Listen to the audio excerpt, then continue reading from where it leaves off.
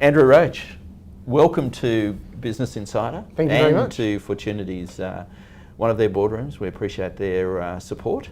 Thanks for having me. And well, we've been having you for a while now, about 6 months. Yep. It's not a welcome to the Central Coast because you've been here for a while, but welcome to the new role. Before we get into that role, some history about the Roach brand. You've been on the coast for a while now. Yeah, look, I grew up on the mid-north coast, lived on and off the coast for the last decade or so. Primarily a history in the development world, I guess. So starting in councils in major projects and strategy in local government, and then 5 or 6 years ago moved into a consultancy role, but still essentially in that development space. So worked basically in Australia and overseas. So worked for 3 years in the UK on major projects. And then lucky enough to get the position at RDA. Never lucky, never lucky. Well prepared, so that's cool. It's great you've got a chairman and a board now. We were wondering whether you'd ever get that support, but they've arrived. Let's look at the first 6 months. You've had a chance to settle down, I think relatively gently. Still your days are filled. What has surprised you? What has... surprised, I'll leave it at that. I think surprises, I think there's a couple of things, I guess. One is that there's so many issues that people have been talking about for 10 or 15 years on the coast. And I always say that prior to taking on the role as CEO, I would go to dinner with a lot of my friends who are similar age to me, and we would talk about unemployment on the coast or lack of education skills in some people on the coast, a lot of people commuting, the state of Gosford, what's happening with Warnervale. And I find it's surprising that those things have been bubbling along for so long. I guess on the flip side of that, one of the things that I have found really surprising is how well everybody on the coast works together. We always hear about how collaboration is key, and in the role that I'm in now, you can really see the people from all the government agencies, the MPs, the people from the councils really do work well together. There are some aspects where they're a little bit divergent and things don't always quite come together, or they have different priorities, but overall it has really surprised me how well people know each other, how well people know what each other does, and how well they work together to try and overcome a lot of the issues. That's cool. You mentioned a couple of the projects there that continue since your very first dinner party probably 15 years ago.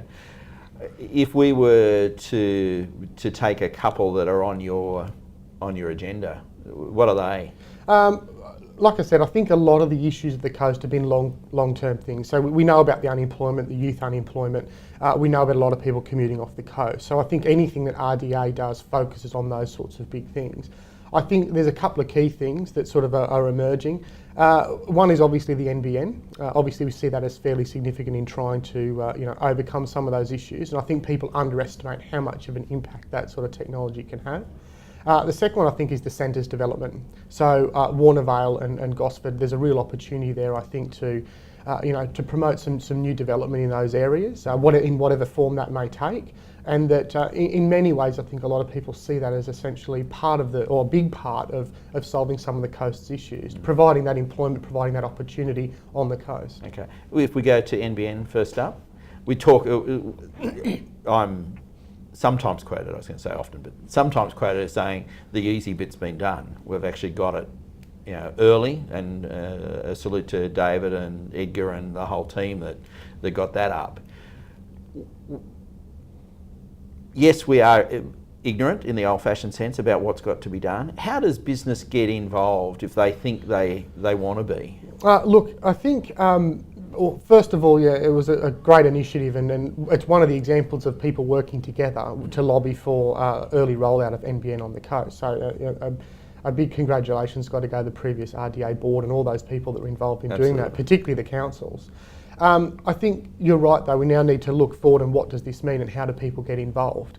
We've now established a new committee on the coast, a subcommittee of RDA called Central Coast Broadband Infrastructure Group, or CCBIG. That group is essentially trying to be, I guess, the link between the rollout of the NBN and the business community. Basically trying to make sure that the the coast leverages as much as possible from the NBN. So we'll be going around and talking to people at the councils, business groups, developers, architects, those sorts of people, to make sure that the developments that occur are really taking account of what the NBN can do. Yeah. Well, our plug here, or our support, Business Insider is ready to broadcast that stuff as it happens. So, and look, there's a lot of businesses who are at a point where that they really do need that additional telecommunications infrastructure. I mean, information telecommunications is pretty much everything for most businesses. And it's surprising, even with your cameras and the work that you do, how much you would rely on that. But this goes across everything. Every architect that downloads a plan, every doctor that receives an email with an X-ray on it, every business that relies on their phone systems or email, communications is key. And that's where the NBN comes in. Okay. The employment opportunities in the economy is foremost. State government recognises it. We talk about the revitalisation of, the revitalisation of Gosford and creating a city there. How important is having a city on the coast going to be for us, do you think? I think it's vitally important. I mean, Gosford has been identified for many decades as a regional city. I did some work in a previous role, looking back 50 years ago when all of the regional cities to support Sydney were thought up. And essentially these were places like North Sydney and Parramatta and Chatswood. All of these places have boomed, and for some reason Gosford's just sort of sat there. And it obviously will be a key part of, the coast's future. It just needs something to kick it along to get it started. We talked earlier, very soft, lacking in vocal level support for amongst the businesses for the landing? Yeah, I think having been around and in my role talking to a lot of the businesses and government agencies and not just businesses but just various organisations that work and live on the coast, there is, I think, a lot of support for it. It's just that support is fairly silent. I mean, I don't often meet people who object. I mean, people may have their views about the exact form or function or how exactly the redevelopment of Gosford should be, but I think the overwhelming support, certainly from the people I deal with, is for the landing and the redevelopment of Gosford. There is obviously a very passionate group of people who are objecting to it.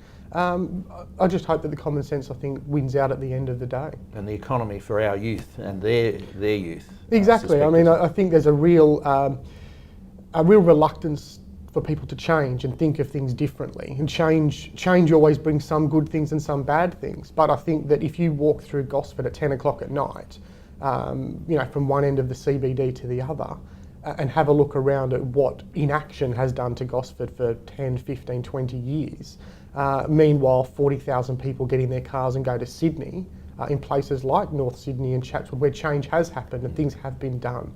And I think that people need to see that perhaps the status quo is not always the best thing to maintain long term. Indeed.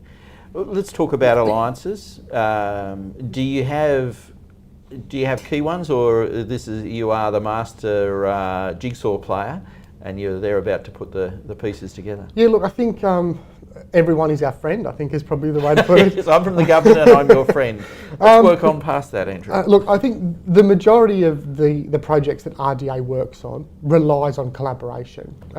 We are not a government agency, and as a matter of fact our funding specifically says we're not allowed to say that we represent any government agency, but we are funded jointly by state and federal governments.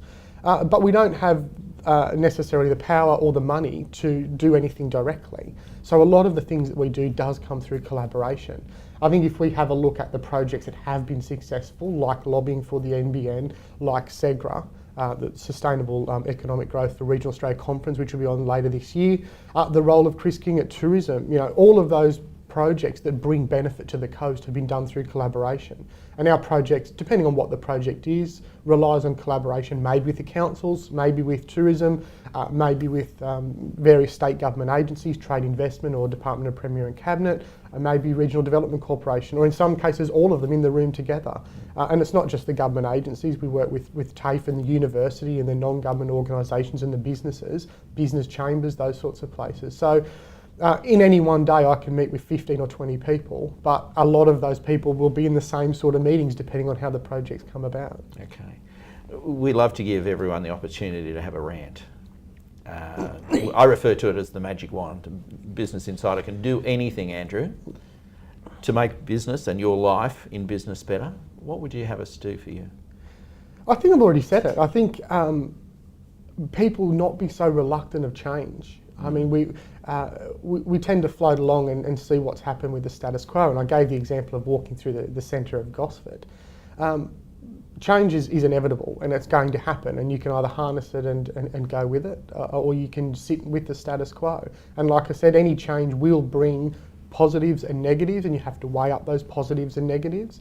But that will be the one thing I think that I'd like to see. It's easy to maintain the status quo, it's easy to object to anything that happens, it's easy just to float along, but 20 years from now when you look back, will you be happy to say, look what we did nothing, and look where it got us. Yeah, I'm just thought of another, because business needs to come on that journey as well, don't they? Indeed, yeah, it really does. I mean, it is really hard for people in business or people commuting or people working to find the time to get involved and to be part of the discussions, and everyone knows that.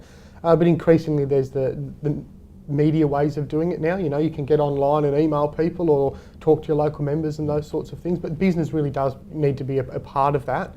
And I guess for people that want to grow their business and want to be part of the Central Coast and want to see changes for the better for their kids, they really do need to be part of promoting that now. And there is a major event coming up in May, the Innovations Festival.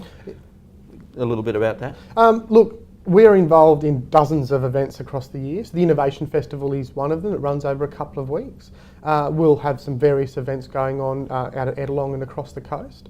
So hopefully, it'll be a great event and a good reason for people to get together and talk about what they're going to do in the future. Fantastic. Andrew, when it comes to the Regional Development Australia Fund, we've been successful in the past. Are there opportunities and are there ideas coming forward on that already? Look, there is. The Regional Development Australia Fund is a fund put up by the federal government over a number of stages. So in stage one, Coast Shelter on the coast got around 900,000 towards some projects in Gosford, which was really good. Stage two at the moment is under assessment by the federal government department. We have 3 shortlisted projects, one from Gosford Council, one from Wyong Council and one from a non-government organisation which is currently in that shortlist process. But there will be further rounds coming forward. There's another round due to be announced sometime in the latter half of this year, and then we hope that there'll be a 4th round following that early next year. I think part of the collaboration on the coast is the fact that we have got together and we know what the priorities are. And when that RDAF fund money comes forward, part of the reason that the Central Coast has been successful is because we can go to government and say, we've thought about it as a community, we've put our heads together and we've come up with these projects as we think are the most important. And it's part of the justification as to why we were successful in the first round and why hopefully we'll be successful in the subsequent rounds. Okay, we'll be in touch on that. We've spoken to your new chairman. He talks about, in his rant, he talked about if there was an issue, maybe it's our comfort level here on the coast. And I think it wasn't just business, it's everyone. We kind of embrace that. Have you got some thoughts on comfort? I guess this goes back to the issue of change that I was talking about. And I had some meetings last night where we were saying that a lot of regions embrace change when there's a big shock to the system. And we look at examples like Wollongong, Port Kembla area or Newcastle when the steelworks closed a decade or so ago. And they were basically forced to embrace change. And I think a lot of the issues on the coast are that people are comfortable and that these changes come about by stealth. So there's no big shock to make you realise that a change is needed. But meanwhile, Gosford's not really going anywhere, Warnervale's not really going anywhere, employment's not getting any better. And we have massive youth unemployment. Exactly. So I'm not sure what more shock we need. Yeah, so perhaps that is part of it. And I think that if for example, the Central Coast had a big employer that closed tomorrow and 2,000 or 3,000 people lost their jobs, we would be forced to think about the direction of the Central Coast. Well, to that point, there are numbers through the Central Coast Research Foundation that suggests that we may have lost 10,000 workers out of a little group called manufacturing here on the coast. Exactly, and just I was just going to say that there's 40,000 people who have to drive to Sydney to find work. If there was an employer here who sacked 40,000 people in one go, there would be outrage. But because it's happened gradually, it's sort of a little bit forgotten about. And I think that the coast needs to accept that. We don't have a big business. We don't have a big industry that's like a car manufacturer or steelworks that's going to close down tomorrow. But all of these little gradual changes are certainly not heading in the right direction at the moment. It appears as though we are closing down. It pretty much does. Thank you. Thanks very much.